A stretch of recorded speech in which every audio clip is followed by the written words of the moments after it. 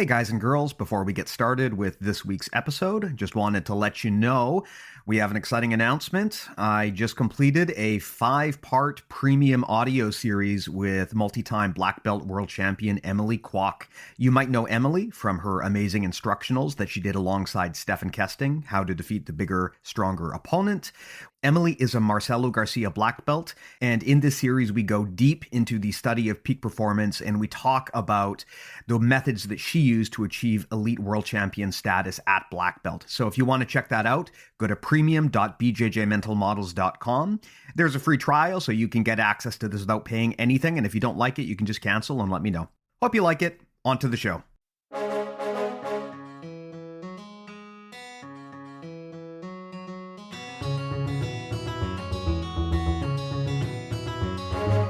Hey, welcome to BJJ Mental Models episode 150. I'm Steve Kwan. BJJ Mental Models is your guide to a conceptual and intelligent Jujitsu approach. And today, back again with this very special occasion, episode 150, a very special returning champion from the Isle of Vancouver, Mr. Robert Biernacki. How you doing, buddy? I'm doing pretty good, actually. I got to travel for the first time in a while, so I'm a lot happier than I was before. Do you want to talk about that? Is that your first trip since the pandemic started? Yeah, I mean, I did manage to come over to the mainland a couple of times, but yeah, like actual trip of any sort, yeah, that was the first one. I don't know if we'd plan to do a separate episode about No-Gi Worlds or if we're going to cover it in this one, but that's up to you. Well, let's see how it goes. I mean, I know that you had a topic that you wanted to talk about, but of course, I am happy to be guided on whatever journey you feel is appropriate for our dear listeners here. But I know that the thing that you wanted to talk about today sounds like, Mr. Rob, you got your head into some chaos theory, huh? Well, let me preface that by saying that please take everything I state about chaos theory with a huge grain of salt. I am by no means qualified to discuss the ins and outs of the minutiae of it, but there are some ideas from it that I got from a book by a guy named James Glick. I believe it's spelled Gleick, and the book is just called Chaos. And I read this book, probably close to 10 years ago now, and I found it to be really helpful in understanding the dynamics of certain situations in jiu-jitsu. And I use it a lot when I try to explain certain things in class. And I use it a little bit on my online academy, bjjconcepts.net or .com. Like how I got the plug-in right away. That was, I'm gaining a bit of professionalism here in my interviews. I know no one listens to me. Yeah, you're figuring it out. No one listens to me till the end because I talk too much. So I just got it right out of the way. That's actually a good idea. It's funny you bring that up. I just did a recording with Preet Mikkelsen, and I had to give him the plug sandwich and explain, if you want to plug your shit, don't wait till the end. You can do it at the end, but do it at the beginning too, because I guarantee you, no one wants to listen to anyone talk about jujitsu for an hour plus. So even the hardcores might not hear it. Get it out of the way at the beginning. So yes, bjjconcepts.net, heavy inspiration for BJJ Mental Models, and probably one of the best resources out there if you're interested in seeing actual applications of the conceptual stuff that we talk about here on the show. So go do it. Try it. No commitment, no bullshit. It's not a cult. Give it a try. bjjconcepts.net. There you go. Not yet anyway. It's not a cult. So this chaos stuff, like I said, it's a very deep field of mathematics and all that kind of stuff. And we don't really need to get into that, not beyond the limited scope of my understanding. But the way that it relates to jiu-jitsu is pretty much in making a distinction between linear and nonlinear systems. So if anybody's heard of chaos theory in like popular culture, it'll either be because of an Ashton Kutcher movie or because they've heard of something called the butterfly effect, where, a butterfly flaps its wings somewhere in the world and it creates a crazy weather pattern somewhere else in the world. And that's just obviously a really simplified way of explaining something that's extraordinarily complex, but it explains the idea of initial conditions. Right. And that's what I use it for in teaching jiu-jitsu, which is that there are scenarios in jiu-jitsu where the initial conditions can cause an immense amount of variable result at the end. Whereas there are situations in jiu-jitsu where the initial conditions are not going to lead to a extremely variable result. And I find it really helpful for students to understand that and know when one is the case and the other is the case. Awesome. Yeah, the only thing I know about chaos theory is that Jeff Goldblum talks about it briefly in Jurassic Park. So I'm going to lean on you here to do the majority of the explanation. So, of course, there is the possibility that you could totally just snow me and this whole episode could be bullshit and I'd never be the wiser. But I will... If you haven't done that to me yet, as far as I know, in the 3 years we've been doing this, so I'm going to just go on good faith here. It's funny, one of the guys in our community Discord is actually a physicist, and I told him, Biernacki wants to talk about chaos theory, and the guy said something to the effect of, we don't call it that anymore. It is now known as nonlinear systems or something like that. I don't. Well, so that's exactly what I mentioned. Like the idea is that it's, nonlinear systems versus linear systems. So that's really the only part of it that I'm leaning on. Yeah, I believe they're called deterministic nonlinear systems. But can we agree that chaos theory sounds like 100 times cooler, and that is maybe way cooler? And if we're going to try to explain it to the kind of, let's face it, dumb people who do jujitsu. Yeah. It's got to sound cool. Not all of them, but certainly the ones that seem to post a lot on social media in the last little while. Not the brightest folks. So let's just call it chaos theory, and we might get through to more of those. Yeah, look, I'm not here to teach people jujitsu. I'm here to get clicks. So chaos theory it is. We're fucking going with chaos theory. Let's do it. So maybe help me understand this a bit. I mean, you brought up the butterfly effect, and that's probably the most common anecdote you hear when it comes to people understanding chaos theory. The idea that somewhere else in the world, a butterfly flaps its wings, and just by knocking over a series of random dominoes, it creates a ripple effect of causality. And somewhere else in the world, 10 years later, there's a massive hurricane, and it all happened because that butterfly flapped its wings. That's the idiot layman pop culture explanation of this. But with that said, that is literally the extent of my knowledge of what this stuff is. So I'll pass the buck back to you. Okay, so let me try to, again, with my limited understanding of this. So I'm doing my best here, folks. The physicist who's going to listen to this, I'm sure is going to correct me. But at least as far as it relates to this, let me try to break down the difference between a linear system and a nonlinear system in the simplest way possible. And I'll use an example from another author that I recommend, which is Nassim Nicholas Taleb. Most people would know. Famous author, Black Swan guy. Black Swan, Fooled by Randomness, that kind of stuff. And how he explains it is that there are occupations where the earning potential is on a linear scale. So if you're I think he uses the example of a dentist. The best dentist, the richest dentist on the planet, at least, as far as people who are making their money with dentistry. I'm sure there are very rich dentists who make crazy money doing other things, investing or whatever. But as far as your income from being a dentist, the best dentist on the planet is not going to make 1 million times more than the worst dentist on the planet. Maybe a good dentist makes $200,000 a year, a great dentist makes $500,000 a year, and a ridiculously good dentist makes $1 million a year. Does that kind of track, right? It's linear. Yeah. It goes from, 1 to maybe 5 to maybe 100,000. So the iterations are, mathematically linear. If it's 5, then 10, then 20, then 40, then 80, that sort of thing. Makes perfect sense. Yeah, that's an example of a linear system. An occupation that has nonlinearity would be something like acting. You could be an actor whose real job is to be a waiter, and you maybe make $10,000, $20,000 a year appearing in commercials or plays at your local theater house sort of thing, and you barely make any sort of money acting. Whereas the number one actor on the planet, if he signs a back end deal with a studio and has a superhero movie that hits big, they're going to make $50 million on one movie. So there's no linearity. It's not, 50, 100, 200 kind of thing. It's 50 or 50 million. Yeah. Based on the initial conditions of, I show up to Hollywood, I go on a few auditions, the end result can either be I'm just a lifetime working actor who never makes more than, let's say maybe even if I get a regular gig as a guest star on TV shows, maybe I make $500,000 a year as an actor. And that would be great. That's a great living. But then the top end of the scale is so absurd. And there's so much, randomness in these elements, apparently, but really underneath the surface, there are deterministic systems that we don't fully understand. Yeah, I get it. It makes sense. And I mean, I think in a lot of ways, jujitsu, I can see where you're going with this.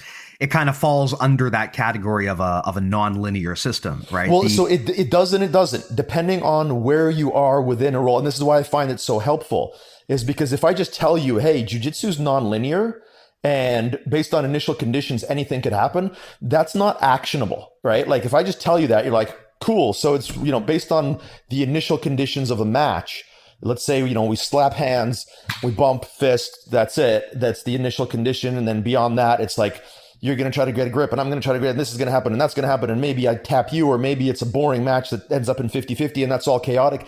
That doesn't really help you do anything in jiu-jitsu. Understanding the distinction between linear and non-linear systems as they play out in jiu-jitsu can be quite helpful in how we structure our training and structure our behavior during a role or a match. Right. Does that make sense? Yeah, I get it. I mean, I guess that what you're getting at is when we're talking about chaos, there's a few ways that can be interpreted. One way is, look, there are some variables that are especially important to nail. And then the other way to look at it would be, it's all chaos. It's nihilistic. There's nothing we can do. So why even try? And that's not the message you're trying to send here. You're trying to give people variables they can control at the beginning that might have an outsized impact on their net result. Is that kind of where you're going? An outsized impact on the net result at the beginning, but also as the match progresses, there are areas where, chaos or nonlinearity is so reduced that the idea of chaos is no longer helpful. Right. Let me give it 2 examples that will hopefully make the point a little bit more clear. So an example of a nonlinear or a chaotic system in jiu-jitsu would be either, let's say, the beginning of the match, or, where we're both in a standing position and there's takedowns possible, or the beginning of a match or a role where there's a guard player and a guard passer. In either one of those situations, just off of the initial conditions, where, again, just like a small difference in the initial conditions could lead to a massive difference at the end within the grip fight. So there's a lot more attention being paid to grip fighting and Kuzushi, partially because of the work of other people, partially because of some work that I did with Stefan earlier this year, putting out some material on it, where people are starting to understand that if you don't win the grip fight at the beginning, the rest of what happens, you're going to have a lot less influence on it. And the end result can be so dramatic where if you don't know that you need to grip fight and address the grips as they happen initially, we could have a scenario where we grip fight and I win the grip fight, and then you recognize it and you break the grip and we just go again. Or we could have a scenario where we grip fight, I win the grip fight, you don't recognize how dangerous that is, and I immediately throw you into a submission and end the match. That's a big swing in potential outcome versus a scenario where I've mounted you and you're going to try to get out. There isn't a massive swing. Like there aren't so many things, especially for me as the person mounting you, there aren't so many variables. You're either going to frame me or you're not. You're either going to bridge or you're not. In every case, it's like an A-B option that I can easily deal with. So I can plot my responses to what you do very, very simply. I can basically rehearse. I can have set answers for what you're going to do. If, with the initial conditions of a match, I can't have a set answer for every single thing that a guard player is going to do. I can't have set answers for every single thing that a guard passer is going to do. Those are immensely chaotic things. And we need to have more of an adaptable approach to that. We can't just say, I'm going to learn this system where if he does A, I do B. If he does C, I do D, because you're going to get lost in the lack of processing power that you have to make a decision in the moment. So what we can do is take that inherently chaotic thing and try to reduce it to winning the hand fight. And if we don't, we've got to break distance. Does that make sense?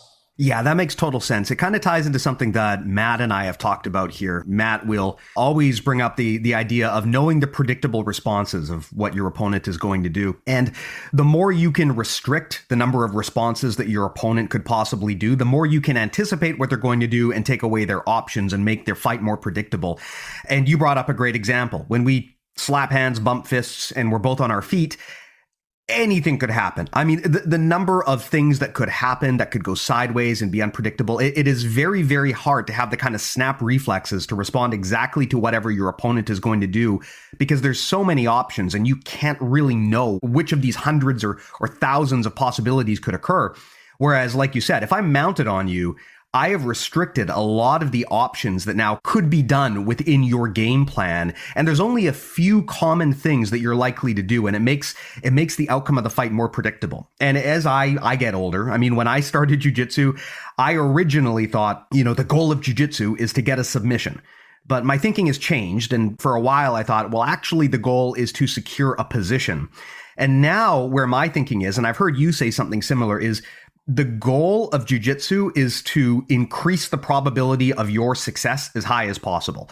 I mean, I don't really care necessarily if I get a submission or if I get a particular position. What I want is to get to a state where I know that the odds of my success are like 99%. And I want to ride out that situation. I want to take away any opportunity for my opponent to have some degree of advantage over me or an opening that they could exploit. And really, that's all that positional advancement is in jiu-jitsu, is you're progressively removing your opponent's options and increasing the probability of you winning. And you're right that at the beginning of the fight, it's inherently riskier because anything could happen. I mean, the guy could shoot on you. He could stall on his feet. He could pull guard. He could do a flying armbar. You have no idea what's... That was going to be the example that I used. It's the flying armbar. It's Yes. sort of the perfect example of it is you go out there, you're like, okay, let's do some takedowns. Yeah. And you grip up and the guy just hits you with a flying armbar. And when we go from that amount of uncertainty and potential result to, okay, now I've got him down. Now I'm past his guard. Now, he's either going to get an underhook or he's going to try to frame me and re-guard. There's so much less can go wrong. Yes. And so that doesn't mean that the only thing we're trying to do is reduce the chaos, because sometimes you can't. What we want to do is understand where these variables, these initial variables, or these initial conditions can lead to massive differences in outcome at the end. But also, it's about learning how to train for the different levels of variables. So like the more linear a system is, the more you can have a system. So like, a back attack system or a mount system. It's harder to have a guard passing system overall, although you can have a system, a knee cut system and a leg drag, like that kind of thing. As you drill down to fewer potential variables, you can be more systematic in your approach. As you expand outwards into greater variables, you have to be less systematic and more dependent on heuristics and on, developing a sense of feel and a set of instinctive reactions. And, when we talked in the past, I can't remember if it was with you or with Stefan, where I was talking about the idea of gamification and utilizing these, I believe the term is constraints-based learning, where we're playing games that have certain restrictions on them so that you have to develop certain responses that you might not otherwise develop. That's how you deal with the more chaotic stuff. And then more just like repping and getting used to predictable responses in the more linear systems. That's how you can do that sort of stuff. Yeah, absolutely. It's interesting the way that I often think of this, because you brought up a great point with the guard, which is that the guard is like a nexus of chaos. There's so many things that can happen there. There's dozens of variants of guard that could be played. You can't always easily control which guard you're going to wind up in. You don't know what your opponent is going to play from there. And it's reasonable to assume that as long as jiu-jitsu is a going concern, there will be new guards that are invented. So chaos and the guard kind of go hand in hand, because the reason the guard is so powerful is because there's so many options for the guy on the bottom if you're the guy on the top trying to pass. And so many options for the guy on top in how he decides to pass. We've got movement-based passing, pressure-based passing, you've got submission-based passing. Then you can combine the three, moving in and out of them. Once you go changing from a 1-2 option to a 1-2-3 option, creates a huge jump in the amount of, again, like potential combinations that you can use. So yeah, like both passing and the guard can be quite chaotic.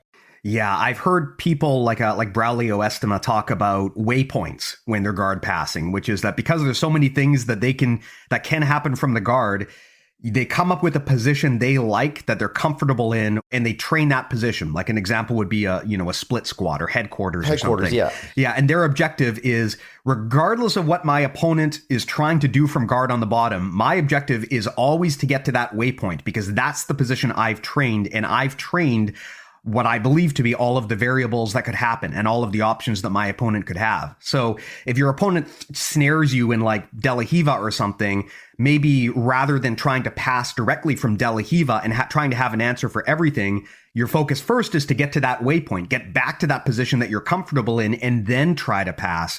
I've also heard that referred to as pit stops, which I think is a great idea. Like getting to a position where you feel like you've trained this enough that you know all of the options, rather than just trying to have an answer for every possible thing that could happen, trying to change your mindset so that it's get back to the place where I'm comfortable and then play the game from there. Yeah, Ryan Hall uses the term base passing position. So I try to draw a distinction for my students between, is this a guard or is this a passing position? Like headquarters, it resembles De La Hiva to the untrained eye, but it's not. In one case, the guard player has an advantage. In one case, the guard passer has an advantage, and you need to know which one is which. Otherwise, you're going to be moving, inappropriately. But in the process of trying to find your way to these positions, there will always be an inherent amount of chaos.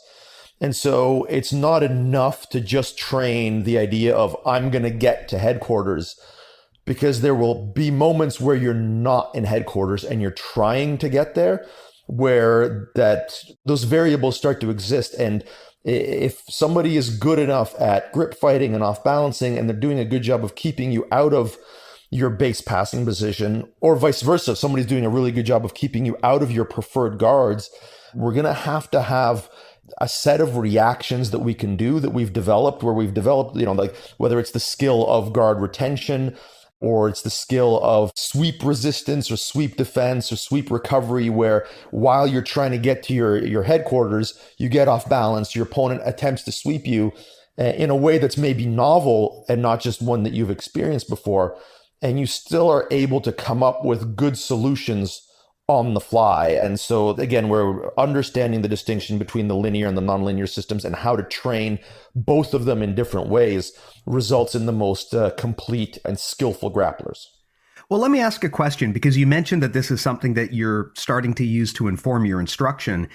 Walk me through that. I feel like now I kind of understand the idea of what you're explaining, and hopefully the listeners do too. But I guess the follow-up question then is, how does this manifest in terms of the way that you teach, and maybe the way that you help your competitors build strategy? Because it sounds like this is kind of an informing step that you use in the process of getting people to the point where they go off into competition, is giving them that confidence that they can reduce those probabilities. I'd love to know how you actually work this into your curriculum. Yeah, so it's not something that I'm starting to use. It's something that I've used for a while. You're familiar with the fuck your jujitsu kind of drilling system that we use, right? Yeah. Maybe actually you could help me explain it, because something I've been trying to get my head around, and I'm still not sure, is I know that you guys have this fuck your jujitsu system, which I believe is inspired by Ryan Hall's work, but I'd love to know. Well, it's inspired by a speech that Ryan gave when I was training there. Basically, he said, if I come forward and towards your guard and you sweep me 10 times or 100 times, on the next time, I'm still going to approach your guard like I don't give a fuck about your jujitsu. And he was just communicating the idea that an appropriate training mentality is to have the attitude towards your opponent that it doesn't matter how good they are, you're just still going to give them your best shot. And so I took that speech and that phrase and turned it into a proprietary drilling and situational sparring methodology that helps people who would otherwise be too stymied by their own, I guess what we would commonly understand as ego protection systems, which is like, you can say that you're going to approach someone's guard with the same verve on the 100th attempt as you did on the first one. But realistically, for most people, that's not going to be the case. Most people are going to try to minimize the level of loss in a roll. So if they know someone's really good, they're going to avoid their best game. And that is a really great strategy for competition. It's a terrible strategy for development. I would say that the majority of people training jiu-jitsu still view the majority of their roles as at least in some way, competitive. And so they try to reduce the chances that they will lose the roll, which is terrible for development.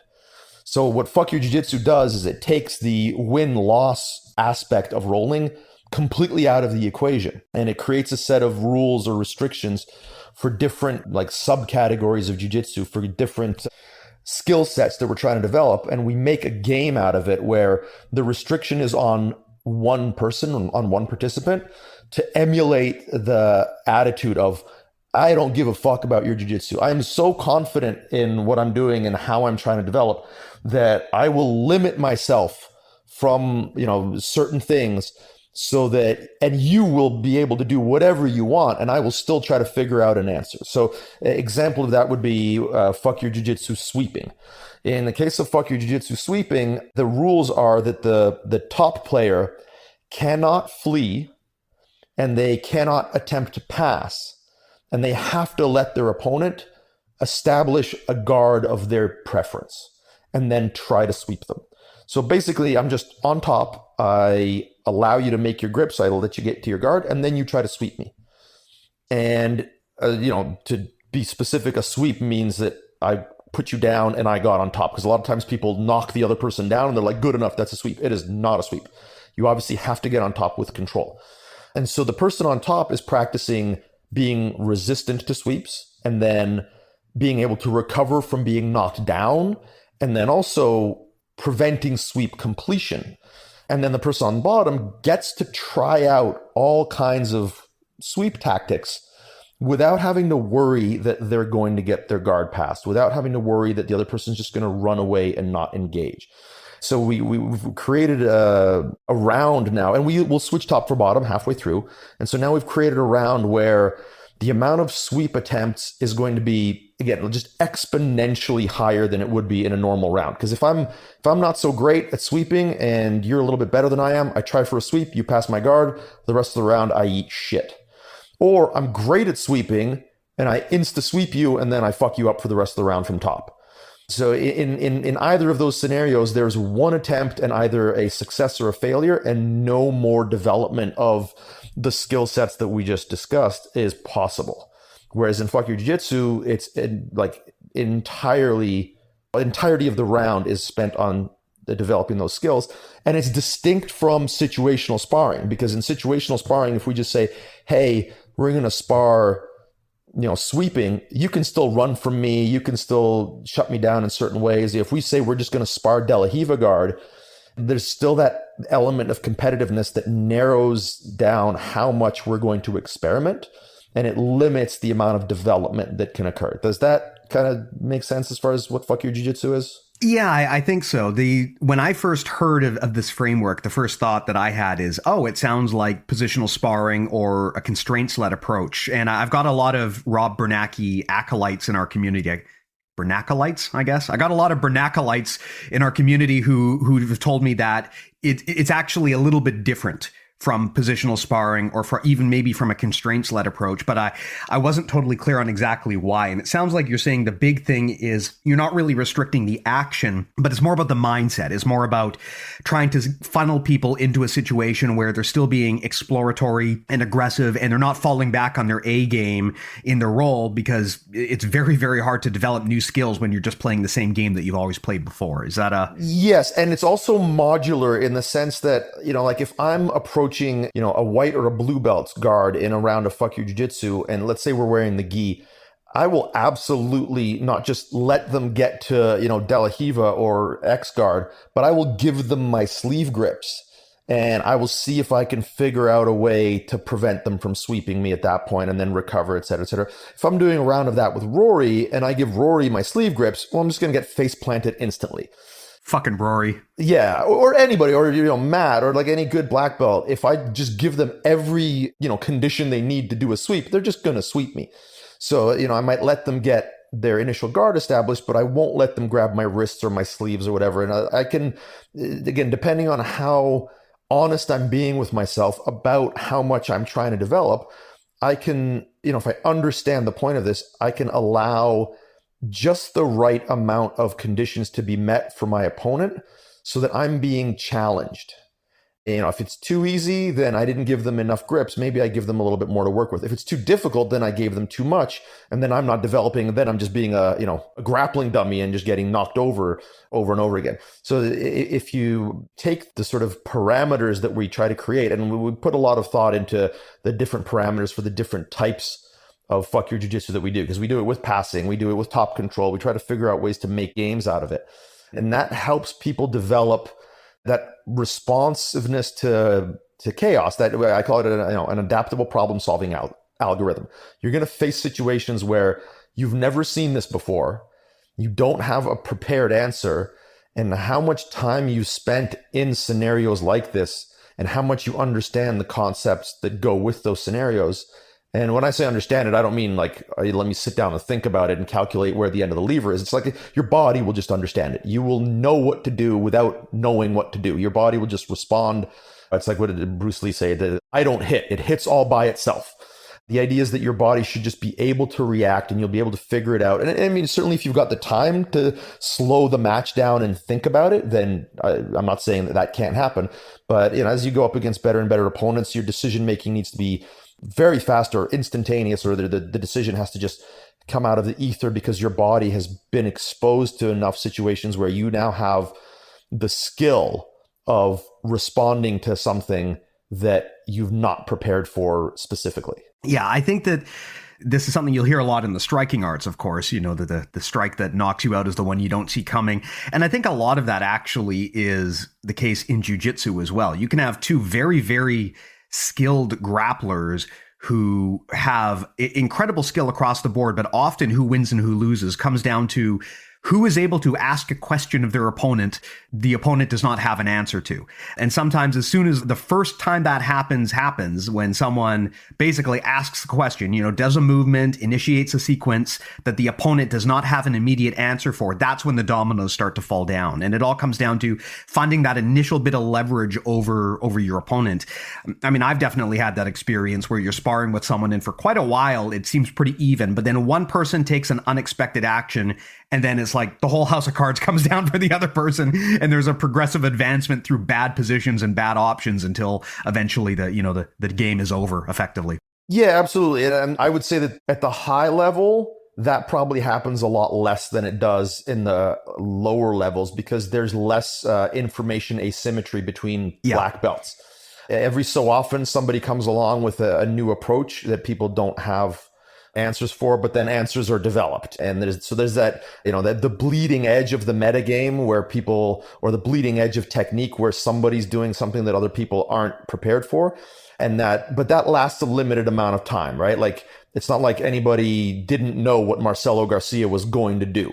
He just did it anyway. Mm-hmm. And I think that's the other aspect of what happens is that you get the information asymmetry, and then you get frankly, the more athletic possibility, which is just, I'm going to keep doing what I do. And at a certain point, you're going to need a break. And when you take a break and stop moving, I break through your defenses with a movement that, again, it's not that it's unpredictable. I'm going to do it, but you're so either mentally or physically worn out by my pace that you just don't take the next step that you need to take, but you just don't have it in you to do it. So I would say that those are the two ways that it goes. Not that matters, but yeah. Well, it's interesting because you're almost describing, I mean, assuming that we're still talking about kind of the chaotic phase of the match, you're almost talking about this almost like a form of pressure that you can apply on your opponent where you just very much so, yeah. Yeah, you just overload them. I was recording with Margot Ciccarelli, and she was talking about how she uses similar strategies and how she actually incorporates things like aspects of dance and rhythm training into her competitive strategy.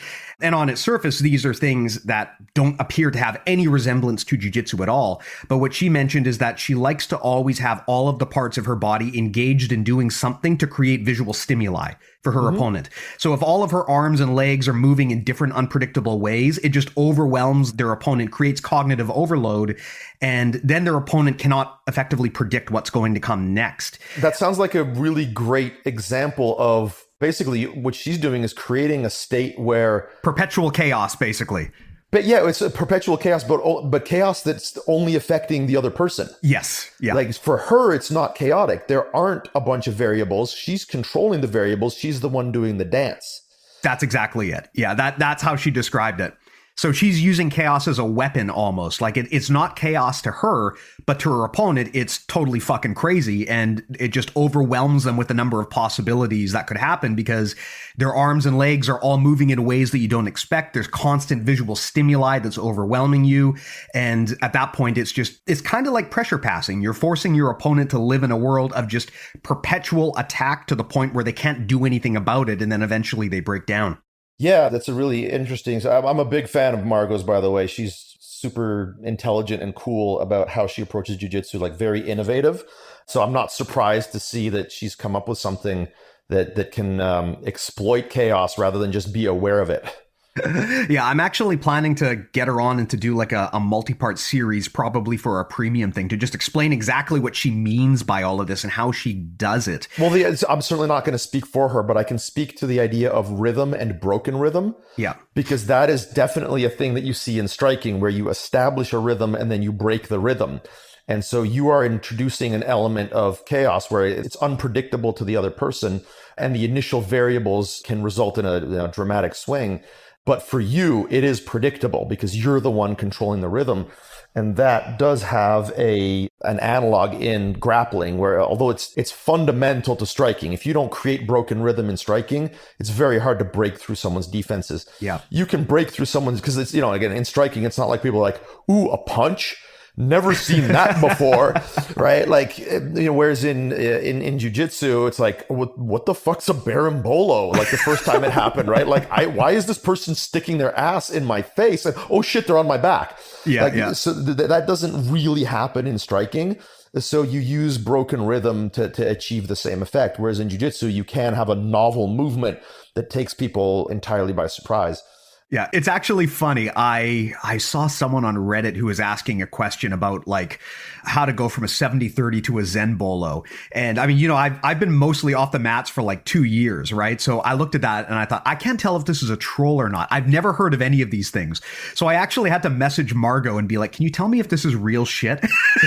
She said, yes, these are real moves. Okay, fuck, now I got another thing I got to learn. Yeah, the fuck is a Zen bolo? Very much so. It's a type of hook that she uses. We call it a wedge hook. Yeah. So in Matt's instructional, he covered some of the similar stuff. And I'm not going to give him the satisfaction of having watched his instructional. I mean, I'm sure it's great, but as his older brother, you understand, right? I simply I cannot give him the satisfaction of having learned from his instructional. But anyway, it's a wedge hook used to take the back. And anyway, and 70-30 is a 50-50 derivation. So, but the point I was making, sorry, was about broken rhythm. So, you can use novel techniques to get through, or you can establish a rhythm. Let's say, again, like with Margot's using it with dance movements, you can establish a rhythm with footwork in guard passing. Probably Rafa Mendes is the best example of this, where he just starts stepping and using footwork, and people get used to his rhythm, and then he changes it, and all of a sudden he appears past your guard. And he does this to good black belts. And I don't think I've ever seen anyone else do it like that. There's certainly people who pass the guard with extreme efficiency, and they'll definitely get past your guard, but they won't make you look foolish. They'll just pass your guard. Whereas Rafa Mendes literally makes people like roll over and give up a guard pass without even touching them, because of his footwork, and their overreactions to his changes of direction cause them to overcommit so much on fundamental guard retention movements that he just appears past the guard. And that kind of led me to a phrase that I like to give my students, which is, you don't pass guards, you pass guard retention movements. Mm-hmm. If I can make you just do guard retention movements and commit larger and larger movements each time, eventually the movement will be so big that even somebody relatively unathletic and lanky like myself can still kind of slip through the gap that's been created. Yeah. It's interesting as I get older, and I'm always looking for new ways to try to be competitive with these young athletic fucks. The thing that I found is a lot of the things that we take for granted as things you should or shouldn't do in jiu-jitsu that we've all been trained since day one, when you start to question those things and you start to act a bit unpredictably, as long as you do it in a semi-intelligent way, it can open up a lot of options. I mean, there's a lot of things from day one that we're always told never, ever, ever to do. And we kind of do those things to some extent without questioning because they tend to be good fundamental movements. Speak for yourself. One of the things I shit on so much, I get lots of students that either visit here through our visiting student program, which I guess I should plug that now that we're open again and people are visiting. If you want to visit our club and train with us, you can stay for free for a week. You can train for free for a week. All you got to do is get here. Well, first you got to let me know you're coming. You got to schedule a visit. Don't just show up with your bags packed at Island Top Team and just like, yo, I'm visiting. But yeah, if you contact us at the Academy and you want to visit, you're welcome to do so. Obviously, you got to be vaccinated. Yeah, with the visiting student program, we get people come in and they're like, yeah, I was always told this and I was always told that and I was always told this. And I'm like, yeah, none of that is true. Mm-hmm. Like there are reasons not to do certain things and there are reasons to do certain things. But if someone is just blanket told you, just don't do this without an explanation, then frankly, they either don't know themselves or they don't have enough faith in your ability to understand it. So they think you're an idiot. Or in my case, they spent the first 3 years of their journey at a Gracie Baja, and then it took like 10 years to untrain all of those habits. Exactly. That's kind of what I'm saying is that at most places, there isn't a very developed level of instruction. I've had so many visitors come here and I watch them roll and then I'm like, hey, so your game looks like this and you like to do this and here are some things that you could change. And I've literally had people on the verge of tears. And they're like, no one has ever done that before. No one's ever sat down, watched me roll. And I'm like, really? At your school, the teacher doesn't just watch you guys roll and then give you feedback? I'm like, nope. So there are lots of things that are best or at least good practice for teaching that aren't done at most places that lead to people being told to never do this or never do that. That's not great. Anyway, sorry, that's a bit of a tangent. Like paying attention to your students and trying to actually help them on an individual basis. What a revolutionary concept. But yeah, it is. I know, right? It's like people who refer to anything I do as being like genius or it's so great or it's this and that. I'm like, no, dude, I'm just doing normal shit from like real sports or real activities where the instruction is good and it's based on something other than trying to create a cult or a multi-level marketing affiliation tool or whatever the fuck it is over here. Yeah, I feel you, man. But yeah, so one of the things I'd love to understand then is just in terms of game planning. I mean, I think I understand how you apply this to some extent in terms of the classroom, but in terms of game planning, when you've got a competitor who's going out there, they may or may not know who they're facing. They presumably have multiple matches. There are inherently a lot of chaotic variables just with the competitive process itself. How do you inform the practice of prepping a competitor and helping them put together a strategy using these concepts? Is this something that comes up when you're, helping Rory or your guys get ready for comp? Oh, for sure. So one of the things that is so frankly difficult to get through to people's heads when they first start competing is that like the first 5 or 10 seconds of the match is so critical because of all of those variables. So we want to reduce the chaos of that initial exchange. Like the first question is, are you going for takedowns or are you pulling guard? And if you're like, well, I'm going to feel it out, that's fucking terrible. You're not going to feel anything out because the other person's going to touch you and go to what their like best thing is going to be. And if you want to feel it out and you're good at takedowns and they're good at takedowns and they want to play takedowns, you might get lucky and you might get to have a takedown battle with someone, but they might also just be way better than you at takedowns. And you're like, let's feel it out. Oh, fuck, I'm in the air. Or it's somebody who's really good at guard and they're going to immediately pull to a sweep. And now your butt's touching the ground, you're having to fight off a bolo or whatever. Like the initial point of contact is where we can reduce a significant amount of chaos. We can at least take it out of the realm of maybe they'll pull guard, maybe they'll get a takedown, maybe I'll get a takedown, maybe they'll jump a guillotine, maybe they'll do a flying arm. Like there's so many things that could happen. And if you just go, like if you understand that you've got a strategy. Okay, if my strategy is definitely to go for a takedown, I need to both be prepared for the initial hand fight and for an initial guard pull, and how do I stop the other person from pulling guard in a preferential manner?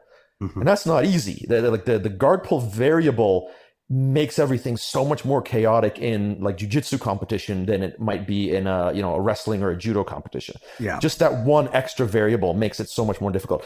So that's really like it's a kind of a no-brainer, but it's like, what are you going to do? Like my matches at Nogi Worlds, which, we're certainly not going to have time to get into that today, but like I managed to, by necessity and because I like super respected my opponent, I did the fastest guard pull I have ever done in my life. And I thought I did such a good job.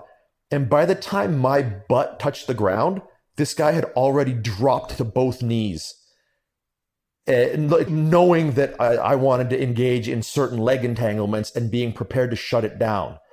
And that's how important that those first 5 seconds of the match where contact was made, I sat, he dropped.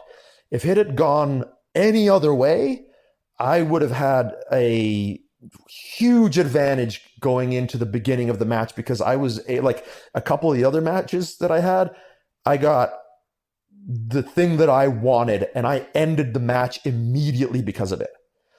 So, and not all grapplers have that, right? Like one of the things that I've tried to explain to people is like, some grapplers have to take you through a very prolonged sequence before they finish you. They have to either take you down or they have to pull guard and sweep you. And then they have to pass your guard and then they have to get to the mount or the back and then they can submit you.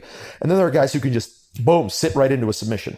So depending on what you're looking at, if you cultivate that and if your opponent has cultivated that, that's an element that has to be dealt with right away. And so like that's something that I've cultivated where I can pull directly into a movement that'll end the match. And my opponent knew it. And so the second I touched him and started to sit guard, he dropped faster than I did, which I've never seen happen. And so that's like, if you're not prepared for that and you're just like, oh, whatever, man, you've got to be so much better than the other person in that field. Maybe not overall as a grappler, but in that initial field, or things can just go against you really quickly. So that's an example of, we could kind of talk about things like that all day, but there are like in every circumstance, we're either trying to use chaos to our advantage like Margot does, which, to do that, I think you have to be quite talented because now you're combining dance with jujitsu, which you're certainly never going to see me do that. I don't think the sprinkler is a movement that would be very useful in jiu-jitsu competition. That's all I can do. But, so you have to be really talented to do that. Or you can, if you're less talented, it's just got to be, okay, I'm going to make sure that I understand what the A-B variable is on the initial grip fighting exchange. And I'm either going to get it and proceed, or if I don't get it, I'm going to break distance and try again. And so then the next thing is just, once they realize that, the next thing is having the discipline. And people who only ever roll in the gym have atrocious discipline.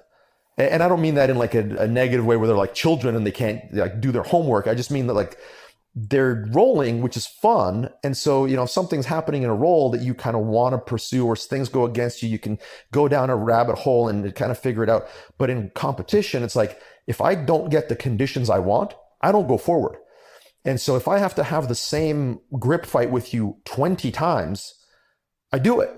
And if you don't have the discipline for that and you're preparing for competition and the other person does have that discipline, you're fucked. They'll just grind you. They'll just be like, oh, we went through that exchange a few times. Let's try something else. And then you try something else and then they win. Yeah. So that's the other way. It was like, we want to reduce the variable by, it's just like, if I don't get the initial conditions right, I don't go forward. Or if the initial conditions are chaotic and I can tell that I'm better in the chaos than they are, then okay, go ahead, go forward. If you've definitely developed the ability to float over someone's guard and recover from sweeps and pass that way, then go right ahead. So like, I'm very comfortable in those exchanges and I will allow people to establish a bit of a guard. I'll even bake them into it so that I can pass. Most people don't do that. And it's only right if you've cultivated that skill. Does that make sense? Absolutely, absolutely. I mean, to some extent, what you're talking about is just inoculation, right? Getting in there and having had experience competing, or not even competing really, but just having had experience playing in the playground where you're going to be working. If you have always been a hobbyist and then you go into competition, as Robert Deagle recently said on social, competing is a skill in and of itself. I mean, you can be a total jujitsu savant in the gym, but just the experience of competing is inherently different. And there's variables, some of which are inherently chaotic, that you just will not understand. And I say this as a hobbyist. I mean, I'm someone who's never competed, but of course, doing this podcast, I speak with tons of people who are, and they talk about a whole different level of experience that I don't have to deal with as someone who does this for fun. Oh, it's immense. Just the difference between, like going to Nogi Worlds there the other week, the difference between myself and Rory, and I'm not an experienced competitor. I'm still like, I didn't start competing pretty much till I had my black belt. So I'm way behind on the curve. And there were, gaps of time where I wasn't able to compete, not just, COVID, but previously with injuries and just being too busy with running a business and all that kind of stuff. So I'm still like any tournament like of note that I go to. So like if I go to Nogi Worlds, just about every match I have is almost guaranteed to be against someone that has anywhere from 2 or 3 times to maybe 15 times the competition experience that I do. But I've done it a few times now. And so, what I'm able to bring to the table in terms of showing my game on the day is so much more than Rory has. And he's just going to have to go through the same process that I went through, which is, you're a black belt, you're just starting to compete at this level. You're not going to be nearly as effective as you are in the gym. Like I obviously I know Rory's game. I'm his instructor. I've seen him roll with really high level people in the gym, and he's more than capable of hanging with them. But right now in competition, he's got his work cut out for him. Yeah. Well, and on top of that, he's got the handicap of being Rory, which in and of itself is going to be something that he has to work really hard to overcome. Well, exactly. And which he'll never overcome because he'll always be Rory. So like he's just... But it's funny you bring that up because on our subscription site, BJJ Mental Models Premium, we did a 3-part series with Dominika Oblanite. And she wanted to talk about the process of dealing with competition and specifically the crushing emotional pressure that comes with it, which is something that a lot of people don't talk about. And so we've been talking with her about how she preps for competition and the big challenges. And I expected her, when we started this conversation, to be talking about like what actually happens on the mats. But what she actually brought up primarily is the crazy chaotic systems that can happen before you even step on the mats that are just an inherent part of jiu-jitsu competition. I mean, I'm sure you've noticed, Rob, and I'm sure most of our listeners have noticed that jiu-jitsu competitions are generally pretty poorly organized. And yeah, hey, so like honestly, if I haven't bored you and the listeners to tears, we should do another one of these where we talk about Nogi Worlds, because I can give you so many examples of that. Again, like I know we're kind of running short on time, but just a quick one. The IBJJF scale was off by 7 or 8 pounds. Holy shit. Yeah. How's that even possible? Well, I don't want to speculate. Did they jury rig the scale for whoever weighed in before you? Is that the problem? No. It was universal, right? Like it was everybody. Like competitors were walking up to it and like laughing at how far the scale was off. Jeez. Again, I don't want to speculate because, conspiracy theories are the bane of our society's existence, and they're making everyone's life worse. And the people who spread them are fucking idiots, and they're holding back, the progress of society. So I'm not going to speculate on why this was, but there are some theories that frankly are not that conspiratorial when you take into account what the IBJJF is and what they do on a regular basis. Yeah. But it was just funny when we were talking to Dom, like I expected her to talk about, the pressure of getting in there and tying up with someone and what to do when the game plan isn't going your way. But her biggest stories were more about how, the meal that she had right before comp didn't agree with her. And then she went back to the hotel to take a nap, but her call time wound up being like 2 hours earlier than she thought it was going to be. And she had to go through rush hour to get there. And by the time she actually got into the bullpen, she was so fucking frazzled by the whole thing that before she'd even started, the chaos of the situation had already taken a number on her. I mean, Boss Rutan, you know who Boss Rutan is? Of course. Obviously. Yeah, just making sure. Boss Rutan back in the day, in his one of his early instructionals actually touched on this. And he's like, if you're going to be a professional fighter, if you're going to travel to train, don't go fucking eat at Subway or, wherever. You don't know. You bring meals with you. Like you've got your whatever plastic packs of whatever food or you go to a grocery store and you make sure you get food that you know is going to be okay. Like, one of the reasons that when we do our competition trips, we get an Airbnb, or we get, we make sure we've got a kitchen, basically. We don't, we're not going to go get a hotel room and then eat out. Like, after we compete, we're going to put as much garbage in our bodies as possible. It's cathartic. But leading up to that, it's like, no, we're going to go grocery shopping. You're going to eat the same damn thing you ate the whole time you were getting ready for the tournament. And we're going to make sure that your body is getting the exact same feeling that it's had before. Yeah, that's a huge part. Like, yeah, when that's something that I communicate to my competitors. Like, when we do our match simulation, which we were doing every Saturday leading up to the tournament, it's like, show up, show up early, do the same warm up that you're going to do, and just make sure that you replicate that as exactly as possible when you go and compete. And like the match simulation that I did, like the last one prior to the event, I didn't do the warm up properly.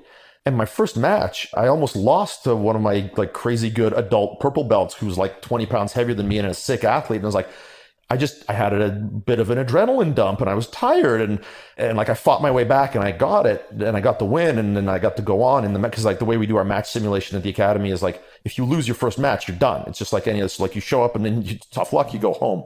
Or you can be an opponent for someone else, but your day is done. So like I had that, and then when I went to the event and I did a proper warm up, and I felt so different as a result in my first match. So like just stuff like that, being able to control those variables and remove that element of chaos. It's like, I don't know how I'm going to feel in my first match. I might feel good. I might feel bad. No, you should know how you're going to feel because you've done your warm up. You've prepared properly. This is something I've heard Josh Waitskin and his disciple Emily Kwok, friend of the podcast, talk about quite a bit, which is like having routines that prime you for competitive success and actually being able to almost program yourself so that the routine becomes like a trigger that you can use to get into the zone that you need to be in order to compete.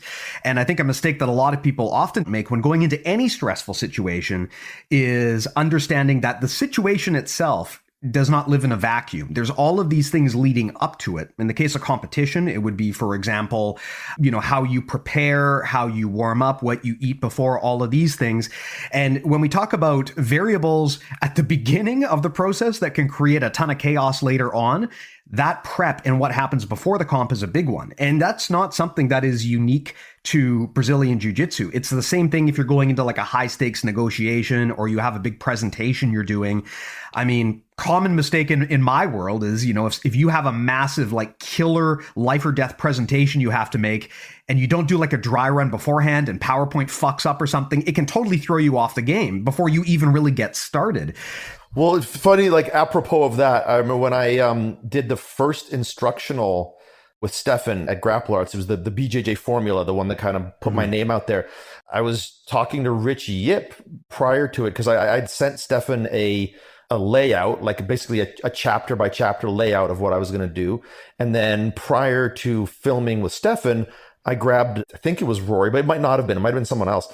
And I filmed basically the entire instructional, not in the same level of detail, but every chapter I filmed it prior to filming with Stefan. And I talked to Richie and I was like, yeah, so, I did this and I did this. And he's like, you did what? I'm like, well, I did this. And he's like, no one he's worked with has ever done that before. Like they just show up, and that's just kind of the way that instructionals were usually done. It's just like you show up and you're like, I'm going to teach some techniques. And then I go, yep. So like, it's just another example in, the way that IBJJF tournaments are run and all this kind of, just another example of our sport is not very professional yet.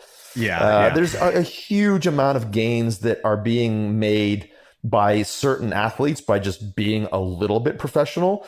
And if you're, a lot professional, you make, you could argue that the success that Gordon Ryan has is because he's pretty much one of the only guys out there treating it like a professional. It's funny you bring that up. We talked to Travis Stevens about this, and that's exactly what he said, which is he said that as far as he knows, Gordon Ryan is the only person in the sport that he would describe as an actual professional, in that he doesn't just show up and let Jesus take the wheel when he rolls, right? But he's got an entire game plan in terms of how he gets there. There's a whole team of people who prepare him and build him up. He's got a process and a system. Basically, he treats it like a job. Whereas most people, even people who actually make their living off of jiu-jitsu and do it relatively successfully, they appear to treat jiu-jitsu more like a hobby. I mean... Well, and you see this, like, I used to see this when I was training MMA. And it's like the difference between how a guy like George St. Pierre or like any number of fighters, but he's probably the best example of that, of like a guy who is a professional and tries to take every element of the game and have a professional approach to it. And then you guys who are like, I do some training. Or maybe they've got one thing that they're professional about. Maybe they are very professional about their strength and conditioning, but they're not professional about their diet or their media appearances or some aspects of their preparation. And like, I remember training with fighters who like, I was supposed to spar with a guy at noon, which like, for fuck's sake, if you can't get somewhere by noon, what the hell? Like, but like, I'd be like, it's 12:15. I text the guy. I'm like, hey dude, I thought we were sparring today. He's like, come on, man. It's not like this is a 9-to-5 job. I'm like, well, no, apparently for you, it isn't a job at all. And this is, and I can give you countless examples of people like this. This is why I hate training MMA fighters for the most part, because the vast majority of them are not even slightly professional. And, they don't show up. They want everything for free and they don't do this and they don't do that. And then you can tell immediately the ones that aren't going to be successful because they're just huge fucking flakes. And they take the fact that it's, not a common 9-to-5 job and they use it as an excuse to just do whatever. Even though they might work very hard in certain aspects of it. And, they'll have some type of discipline because, you can't get anywhere if you don't have that. But they miss massive elements of what's necessary to actually make it because they're just not overall treating it like a profession. Yeah, absolutely. Absolutely. Well, Rob, as we over the hour here, I would ask you one last question in terms of actionable advice for the average grappler or the average instructor based on what you've seen in your journey. Anything you'd specifically encourage people just on the concept of chaos management to adapt into their game or their curriculum that we haven't already discussed in this chat? I don't think anything we haven't discussed. It's just, educate yourself. If you're an instructor, educate yourself on, what are the things that can be very specifically systematized and on what are the things that require a more open gamification or a skill development type of pathway.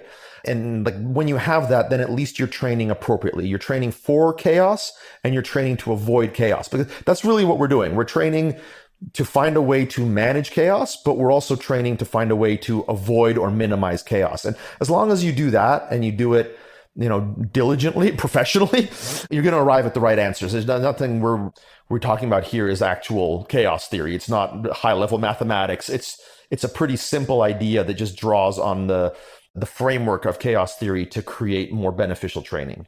Right. But to be clear, we're going to call it chaos theory when we push this episode because we want to get more clicks, right? Oh, please do. Yes. Yeah, absolutely. Okay. On that topic, it sounds like a lot of what we've talked about here is stuff that you actually have on BJJ Concepts, like the fuck your jiu-jitsu stuff. Let's put the bread on the other end of the shit sandwich here. If people want to go and sign up for BJJ Concepts, how do they do it? BJJconcepts.net or BJJconcepts.com. Either URL will take you there. So on the site, we've got our student membership and our instructor membership. So the student membership won't give you access to as much of the stuff that we're talking about, but it will include the fuck your jiu-jitsu and the fundamental concepts. When it comes to the teaching methods, especially a lot of the gamification and just like the cognitive learning strategies and how we might use, let's say, the Socratic method or how we might design certain drills using these ideas, that's all going to be found in the pedagogy section, which you access with the instructor membership. And so if you're interested in that, get the instructor membership and you'll learn a lot about the stuff that we talked about today. Got it. I mean, all of that sounds pretty expensive. I'm guessing that's like $300 a month, right? Man, you've really got the sales tactics down. I've done this shit a few times. Just for your listeners, one time, the student membership is $20 a month. The instructor membership is $30 a month, or you can pay for it annually, $200 a year, $300 a year. Got it. But Rob, I mean, times are tough, things are uncertain. I can't afford to get locked into something like this. I mean, I can't make a long-term commitment. Do you think there's a way that I could still just like check this thing out and, Yeah, absolutely. We've got a code that I should probably know. Okay, listeners, the Inside Baseball. This is the second time Rob has come onto this podcast with a code that he has forgotten. So there's a code called immunity that you can use, and that will get you 15% off and a free week to try it out. Nice. And of course, you also have a month-to-month option for people who just want to dabble their toes in and see if it's for them, right? I believe that you don't have to do it annually. There's also the month-to-month thing, right? That's what I'm saying. Like, so the monthly subscription is $20 or $30 a month. Yeah. Got it. Cool. And of course, assuming anyone is still listening and hasn't tuned out after all that sales pitch stuff, if you want to check out our stuff on BJJ Mental Models Premium, best place to do that is premium.bjjmentalmodels.com. In addition to being the single best way to support the show, it also gets you access to a lot of the stuff we talked about on the show, like a lot of those premium series that we did with Dominica and that we're planning to do with Margot as well. There's a whole world of other awesome stuff on there that's a lot more structured and course-like than what we offer here on the podcast. So I definitely do recommend checking it out. Again, premium.bjjmentalmodels.com. While you're on the topic of Dominica, when you speak to her, ask her what her father yells during her matches, because I was sitting behind him at Worlds and I understand a smattering of Russian, and oh man. Dominica has a lot of stories about her father. Like she always brings up her father and the influence that her father has had on her training. And I'm not yet sure if she's bringing this up in a positive or a negative way, but I've heard her dad is like, he is hardcore, maybe more hardcore than she is. Yeah. Like I said, I'm quite curious, because like I said, I understood some of it and I know those words and they're not nice words. So. All right. Yeah. I will let them know. Well, Rob, again, big thanks for coming by. We always love having you here. This was a really cool and unique chat. So I think it's awesome that we were able to put this out there. And, of course, now we can walk around telling everyone that we have PhDs in theoretical physics, right? We're chaos theorists. Don't get me started about people who think they're qualified to talk about science shit.